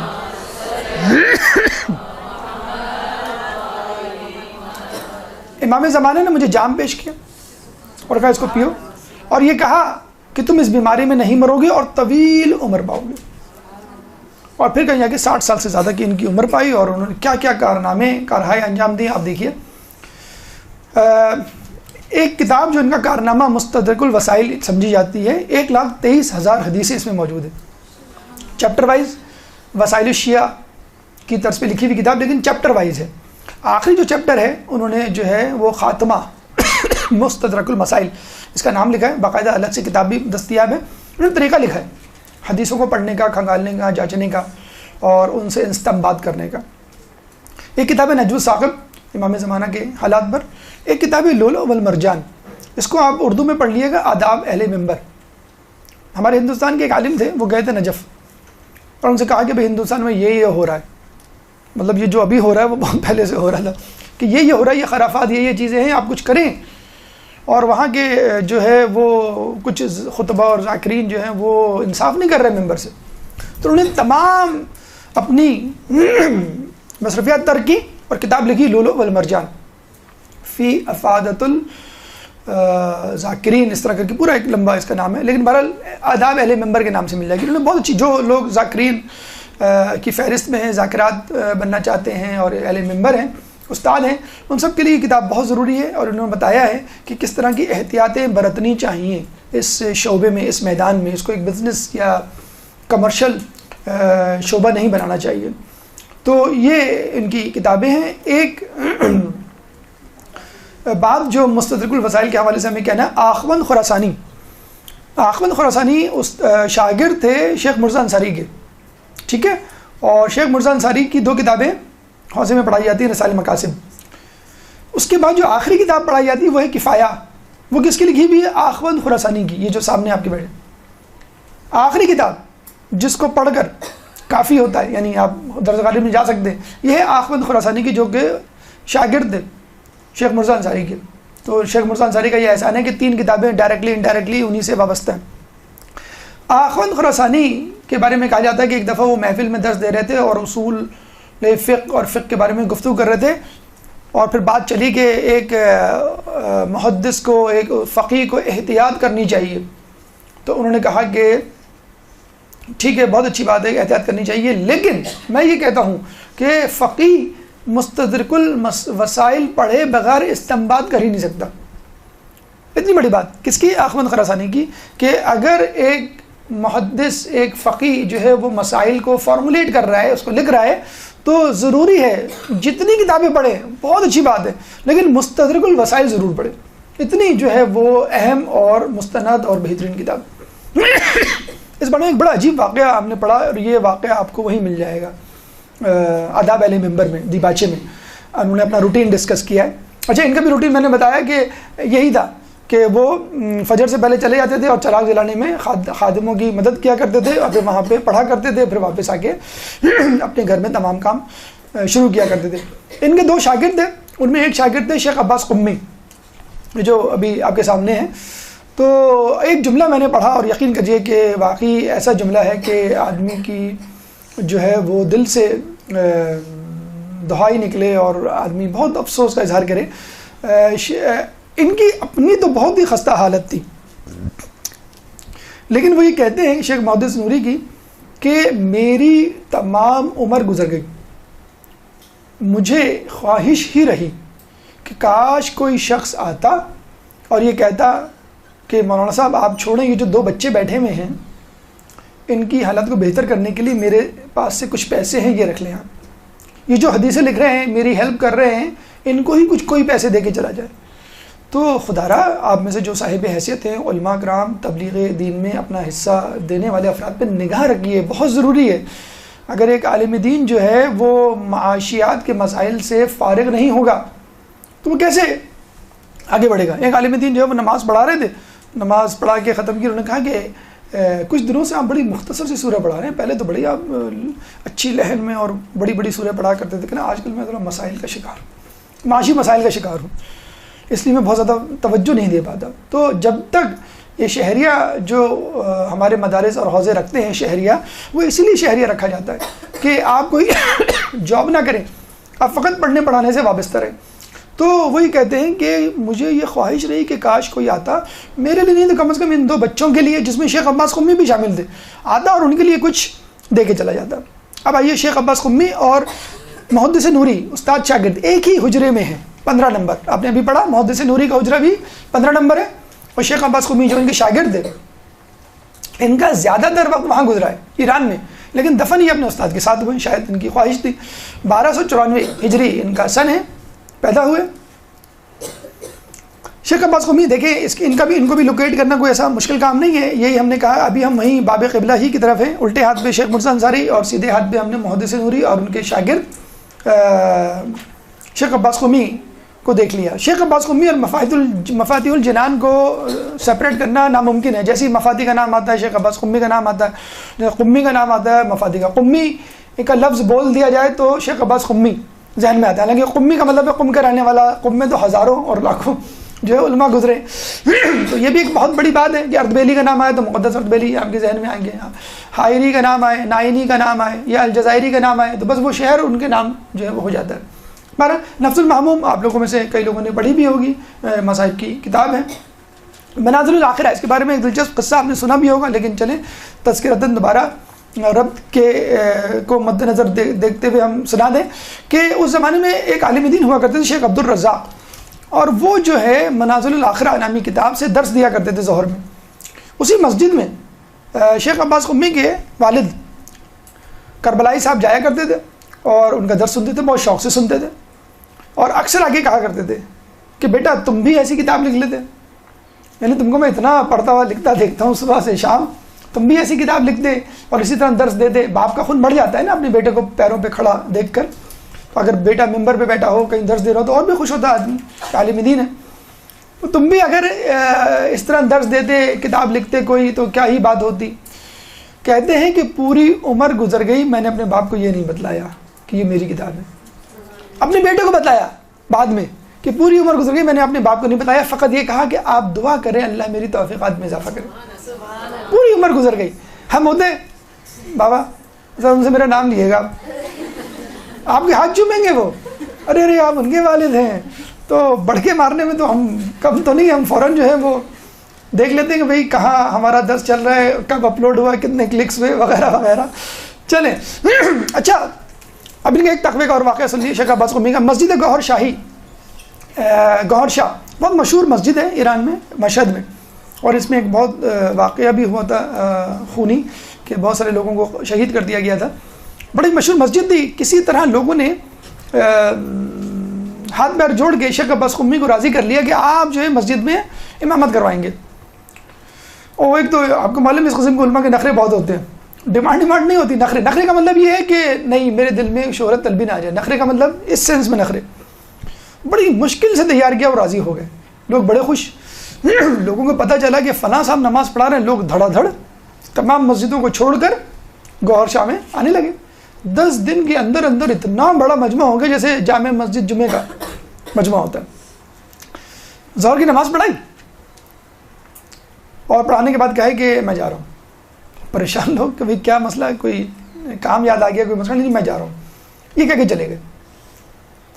1 سال غائب رہے. 1 سال بعد لوگوں نے کہیں سے ڈھونڈ کے نکالا. کسی چاہنے والے نے پوچھا کہ ارے بھائی کہاں ہیں آپ, ظہر کی نماز پڑھا کے کیا مطلب لوگ کھڑے ہوئے کیا. یہ میں کہہ رہا ہوں تو آپ ظہر کی نماز پڑھا کے چلے گئے اور اب مل رہے ہیں, اب مسئلہ کیا ہے. 1 سال تک نہیں بتایا انہوں نے کہ میں نے کیوں نہیں پڑھائی عصر کی نماز. اس نے پوچھا بھائی میں ہاتھ پیر جوڑا ہوں, آپ نہیں آئیں, لیکن بتا تو دیں گے آپ کیوں چلے گئے تھے. آپ کہنے لگے اصل میں عصر کی نماز, ویسے تو میں دیکھ ہی رہا تھا کہ لوگوں کی تعداد بڑھ رہی ہے. جب ظہر کی نماز میں نے پڑھانی شروع کی, اچھا آپ نے دیکھا ہوگا مسجد میں شاید اگر آپ کا کبھی گزر ہو تو یا اللہ کہتے ہیں لوگ جب کوئی اندر داخل ہوتا ہے تاکہ وہ رکوع میں نہ جائے, اور ذرا یا ان اللہ مع الصابرین کہتے ہیں کہ صبر کرو, رکوع میں نہ جاؤ, مجھے جوائن کرنے دو, یا رکوع میں چلے گئے تو اٹھ نہ جاؤ. تو لوگ یا اللہ کہتے ہوئے داخل ہو رہے تھے اور مجھے محسوس ہوا یہ بہت دور کی آوازیں ہیں, میلوں دور کی آوازیں. یہ کوئی قریبی حجرے میں نہیں, بہت دور سے آ رہی ہیں آوازیں. تو میرے دل میں ایک خوشی پیدا ہوئی. جب تکبر نہیں پیدا ہوا, خوشی پیدا ہوئی. اتنا بڑا مجمع, دیکھیں ماشاء اللہ کتنے لوگ بیٹھے ہیں, اتنا بڑا مجمع, اتنے لوگ میرے پیچھے نماز پڑھ رہے ہیں. کہنے بس یہ جو خوشی پیدا ہوئی, تکبر نہیں پیدا ہوا تھا. انہوں نے ذکر نہیں کیا کہ تکبر, کہنا مجھے خوشی لذت محسوس ہوئی, اتنی خوشی محسوس ہوئی. میں نے کہا کہ نہیں, اس کا مطلب یہ ہوا کہ میں لوگوں کی تعداد کی وجہ سے یہ نماز پڑھا رہا ہوں. یعنی اگر اب پڑھاتے تو ہوتا, اب تک تو نہیں پڑھا رہے تھے, صرف خوشی پہ کہنا بس میں اسی خوشی کی وجہ سے. یقین کیجیے تو قیامت میں عقدے کھلیں گے. قیامت میں بہت سارے چہروں سے نقاب ہٹے گی, آپ کو پتہ چلے گا یہ کون ہے. آپ پوچھیں گے, میں لگے نہیں بھائی یہ تو شیخ مرزا انصاری سے بھی بڑی چیز ہے, یہ آیت اللہ بروجردی سے بھی بڑی چیز ہے. کہنے بھائی کیوں بڑی چیز ہے. آپ نے واقعہ سنا ہوگا بروجردی کا, کہ ان کے ایک دوست تھے, انہوں نے کہا کہ بھائی آپ رسالہ کیوں نہیں لکھتے. کہ نہیں میں ایک اہم کام میں مصروف ہوں. 1 مہینے بعد ملے بھی, آپ رسالہ کیوں نہیں لکھتے. آیت اللہ بروجردی کے دوست, نام ہی نہیں معلوم, کیوں معروف نہیں تھے, کیوں نہیں تھے, ابھی آپ کو وجہ پتہ چل جائے گی. کہ کیوں نہیں لکھتے, میں بہت اہم کام میں مصروف ہوں. پھر 1 مہینے بعد بہت اہم کام میں مصروف ہوں. برسوں گزر کے مسئلہ کیا ہے, کون سے اہم کام ہے, مجھے بتا دیں, میں انجام دے لیتا ہوں. کہ میں گاؤں جا کے لوگوں کو وضو سکھا رہا ہوں. لوگوں کے وضو ہی ٹھیک نہیں ہے, میں کیا اتنی بڑی بڑی کتابیں لکھوں مرجعیت کا عہدہ, اور کوئی جانے کے لیے تیار بھی نہیں ہے. آپ کو کہا ہے گاؤں میں جا کے جو ہے وہ جوہر کا پانی پی کے لوگوں کو پڑھاؤ, کتنے لوگ جانے کے لیے تیار ہو جائیں گے مجھے بتائیں. تو کتنے آیت اللہ یقیناً لوگ کہتے ہیں کہ ان کا رتبہ آیت اللہ بروجردی سے کہیں زیادہ ہوگا. عین ممکن ہے, کیونکہ ان کو تو پھر بھی شہرت عزت مل گئی نا, مائنس ہو جائیں گی نا مارکس تھوڑے سے. ٹھیک ہے اگر آپ نہیں چاہتے وہ الگ بات ہے, لیکن تھوڑے بہت تو مائنس ہوں گے اس کی بنسبت جس کو کوئی جانتا تک نہیں ہے. اور ابھی بھی آپ کو نجف اور خب میں ایسے علماء مل جائیں گے, مجتہدین مل جائیں گے, مرجعیت کے لیول کے بھی لوگ مل جائیں گے. لوگ کہیں گے نہیں کیا ضرورت ہے رسالہ لکھنے کی. لوگ کہتے ہیں ان سے کہ بھائی ہم آپ کا رسالہ لکھوا دیں, ہم پیسے دینے نہیں, پیسے کی بات نہیں ہے, لیکن کیا ضرورت ہے کہ کوئی ہماری تقلید کرے. شیخ عباس قمی کے بارے میں ملتا ہے کہ بڑھاپا جب شروع ہوا تو اپنے دوستوں کو بلایا اور دقیق علمی فقہی اصولی گفتگو شروع کر دی. لوگ پریشان کہ بھئی یہ تو کھانے پہ بلایا, ہلکی پھلکی گفتگو, یہ ایک دم سے درس والا سٹائل کیسے شروع ہو گیا. انہوں نے کہا کہ نہیں, اصل میں یہ گفتگو اس لیے کر رہا ہوں کہ تم لوگ مجھے بتاؤ کیا اب بھی میرے اندر ملکہ استنباط حدیث و قرآن ہے, میں مسائل اخذ کر سکتا ہوں قرآن اور حدیث سے ابھی بھی اس بڑھاپے میں, چٹیا تو نہیں ہوں, یعنی بڑھاپا تو کے آثار تو نہیں ہو گئے. تو لوگوں نے کہا اگر اس کو ملکہ استنباط کہتے ہیں تو ہمارے پاس یہ نہیں ہے, اگر یہ آپ کہہ رہے ہیں کہ ہم آپ کو کنفرم کریں تو یہ تو ہے ہی نہیں ہمارے پاس، ہم آپ کو کیسے کنفرم کریں؟ یا اچھا آج کل آپ کو میں بتاؤں، پھر وہی بات آ جائے گی، ضروری ہے ہمارے لیے، ابھی ہم جواد مغنیہ کے بارے میں پڑھیں گے تو آپ کو بتائیں گے کتنا ضروری ہے اپنے حالات اور آس پاس کے ماحول کو کنسیڈر کرنا اس بیک گراؤنڈ میں۔ ابھی میں اپنے ایک دوست کے پاس گیا تو وہ پتہ لگا کہ وہ ایگزام دے رہا ہے، میں نے کہا یار you are the head of the department, you are the cardiologist, you are surgeon, تم ہر چیزوں اب کیا کون سا ایگزام دے رہے ہو؟ میں نے امریکہ میں اصول بن گیا ہے کہ آپ کو جو ہے وہ ہر 10 سال بعد ایگزام دینا ہے ورنہ ڈگری کینسل۔ یہاں ایگزام دیے کہ بغیر ڈگری مل جاتی ہے، وہاں پہ ڈگری مل گئی ہے ہر 10 سال۔ اچھا انگلینڈ میں بھی اب شروع ہو گیا ہے، ہر 5 سال بعد ہر 10 سال بعد آپ کو MRCP جو کر لیتے ہیں ان کو ایگزام دینا ہے، کیونکہ وہ کہتے ہیں کہ بھی ہو سکتا ہے ڈاکٹر بن گئے آپ پریکٹس میں نہیں ہے، اب کس بات کا آپ نام لگا رہے ہیں اپنے آگے ڈاکٹر؟ کوئی ڈاکٹر نہیں ہے جب تک آپ پریکٹس نہ کریں، جب تک ہم آپ کو ٹیسٹیفائی نہ کریں آپ۔ تو دیکھیں یہ ہے خوف خدا، یہ خود اپنے آپ کو پیش کر رہے ہیں علماء مرجع مجتہد کہ مجھے بتاؤ کہ میں سٹیا تو نہیں گیا، میری یادداشت کمزور تو نہیں ہو گئی، میرا علم تو کم نہیں ہو گیا؟ لوگ کہیں گے نہیں آپ کل۔ دیکھیں یہ ہے خلوص جو ہمارے حوضوں میں پایا جاتا ہے، ہمارے علماء میں ان کے، کہ ہمیں ضرورت نہیں پڑتی کہ ہم امتحان دیں یا ان کا امتحان لیں۔ ایک عجیب بات دیکھیں، لوگ کہتے ہیں ہمارے ایک اسٹوڈنٹ کہہ لیں گے کہ سر آپ اتنے معجزات کرامات سناتے ہیں، پتہ نہیں آپ کہاں سے پڑھ لیتے ہیں، لیکن آج کل ہمارے ساتھ تو نہیں ہوتے۔ کیوں نہیں ہوتے ہمارے ساتھ؟ ہمارے ساتھ عقیدہ نہیں ہے، ہمارا ایمان نہیں ہے۔ آپ دیکھیں کہ کیسے ہوتے ہیں۔ ایک دفعہ یہی شیخ عباس قمی صبح بیٹھے ہوئے تھے، رونے لگے، بچہ ان کا مدرسے جا رہا تھا۔ اب پتہ ہے باپ رونے لگے بچے کے سامنے کتنا عجیب سا لگتا ہے، کہ بابا کیا ہوا؟ کہ لگے میری آنکھیں کمزور ہو گئی، مجھے کچھ ٹھیک سے نظر نہیں آ رہا، نہ پڑھا جا رہا نہ لکھا جا رہا ہے۔ کہ بابا کوئی مسئلہ نہیں، آپ دوا ڈال لیں، سرما ڈال لیں، یہ ڈال لیں، رو کیوں رہے؟ کہ نہیں میں آنکھ کے درد کی وجہ سے نہیں رو رہا، میں اس لیے رو رہا ہوں کہ کہیں اہل بیت نے مجھے اپنی ولایت سے نکال تو نہیں دیا، کہ اپنی میں صلاحیت ہی نہیں ہے لکھنے کی یا پڑھنے کی۔ ہمیں ایک دن ہمیں نہ پڑھنے کو ملے، ویکینڈ جب آتا کتنے خوش ہوتے ہیں ہم، لائٹ چلی جاتی کتنے خوش ہوتے ہیں، امی ابو ناراض ہوتے ہیں، آپ کو اچھا پڑھنے کو نہیں ملے گا، خوب جو ہے وہ گلیوں میں چکر لگا رہے ہیں، بھائی چھٹی ہے کیوں نہیں، لائٹ نہیں ہے، الحمدللہ کہ AC والے موجود ہیں کراچی کہ AC زندہ باد۔ تو وہ پریشان ہیں کہ نہیں بابا کوئی مسئلہ نہیں ہے، سب ٹھیک ہو جائے گا، بس آپ آرام کریں، ہو سکتا ہے زیادہ تھکاوٹ ہو گئی اس وجہ سے۔ وہ چلے گئے، ان کا بیٹا چلا گیا، ظہر میں واپس آیا، دیکھا بڑے مزے سے لکھنے میں مصروف ہے۔ کیا ہو گیا بابا خیریت تو ہے؟ کہ نا تمہارے جانے کے بعد میں نے اصول کافی کو اپنی آنکھوں سے لگایا، اصول کافی کو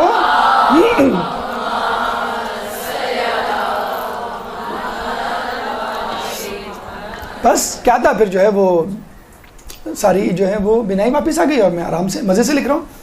اچھا اسی طرح کا واقعہ شیخ محدث نوری اچھا نہیں نعمت اللہ جزائری کے ساتھ ہوا تھا، جس کا واقعہ بھی آگے آئے گا۔ ان کی بھی آنکھیں کمزور ہو گئی تھی چاندنی رات میں پڑھتے پڑھتے، تو وہ زیارت کے لیے گئے، ہر ائمہ کی قبر سے جو ہے وہ مٹی جمع کی اور اپنی آنکھوں پہ لگائی، ٹھیک ہو گئی۔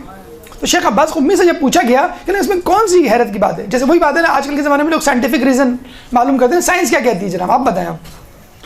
تو کہنے لگے اس میں کوئی بات نہیں، کوبرا جو سانپ ہوتا ہے جب اس کی بینائی کم ہو جاتی ہے، نظریں کم ہو جاتی ہیں، تو وہ ایک خاص قسم کا پودا اپنی آنکھوں پہ مسلتا ہے تو اس کی آنکھیں آ جاتی ہیں۔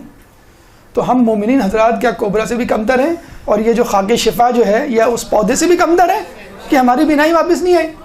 اچھا ایگزیکٹلی یہی بات ہمارا ایک سعودی اسٹوڈنٹ تھا، اس نے مجھ سے کی تھی، اس کو الرجی کنجکٹیوائٹس تھا، بہت ہی خطرناک۔ تو میں نے کہا تم دوائی استعمال کرو، نہیں کوئی فائدہ نہیں ہے، یہ بھی میں سعودیہ جا رہا ہوں کل ٹھیک ہو جائے گا، کیونکہ وہاں ایک خاص پودا ہے اس کو میں رگڑتا ہوں تو یہ ٹھیک ہو جاتا ہے۔ دیکھیں تو اللہ تعالیٰ کی وہ جو کہتے ہیں نا سنت تبدیل نہیں ہوتی، بس یہ ہے کہ آپ اپنے اندر خلوص پیدا کر لیں، تو یہ خاص قسم کا پودا آپ کی آنکھوں کی الرجی بینائی کو واپس لے آ سکتا ہے۔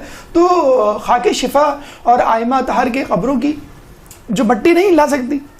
اچھا سنیے، نہ صرف کہ خاک شفا، انسان کو خود اپنے اوپر بھی کانفیڈنس ہونا چاہیے، ہم بھی تو اللہ کے ماننے والے ہیں، ہم سے بھی تو کشف و کرامات کا ظہور ہونا چاہیے، کیوں نہیں ہوتا ہوگا، لیکن ہماری توجہ نہیں ہے، ہم چاہتے نہیں ہیں کہ بہت زیادہ توجہ یا بہت زیادہ جسے کہتے ہیں کہ ہم پہ ذمہ داری نہ پڑ جائے۔ ایک دفعہ ان کا بیٹا بیمار پڑا، 3 سالہ بچہ تھا جو شاندہ ان کی زوجہ نے بنایا، تو چینی ڈالی، چمچہ لے کے آنے لگی، انہوں نے اپنی انگلی سے چلانا شروع کر دیا، ٹھہرے کیا کر رہے ہیں، میں چمچہ لے کر آتی ہوں، مطلب کیا کر رہے ہیں، گندہ کر رہے ہیں۔ انہوں نے کہا کہ جس انگلی سے میں نے ہزاروں حدیثیں لکھی ہیں اس میں اتنی بھی تاثیر نہیں ہوگی۔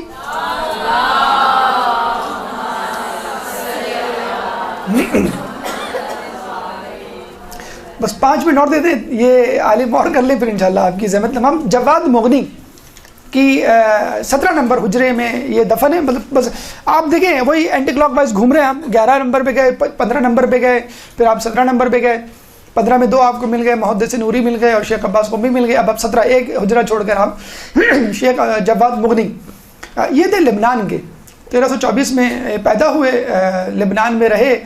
والدہ کا تو چند مہینے میں انتقال ہو گیا, والد کا جو ہے چند سال میں, اور بیچارے بالکل بے یار و مددگار. لیکن وہ تڑپ رہے تھے, خاندانی بیک گراؤنڈ ان کا مذہبی تھا, تو تڑپ رہے تھے کس طرح نجف آ جائیں. تو بہرحال الحمدللہ نجف آ گئے. باب قبلہ کی دائیں جانب جیسے ہم نے کہا, شیخ عباس قمی کے بس آگے آپ بڑھیں گے 2 قدم 2 حجرے تو آپ کو مل جائیں گے.